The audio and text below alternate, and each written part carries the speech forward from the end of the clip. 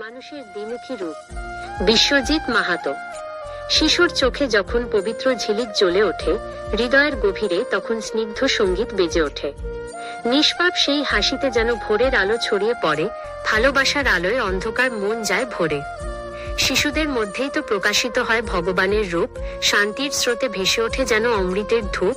নিষ্পাপ হৃদয় সহানুভূতির কোমল নিরন্তর, মধুর আলোর আবেশে ভরে ওঠে সমগ্র দিগন্তর।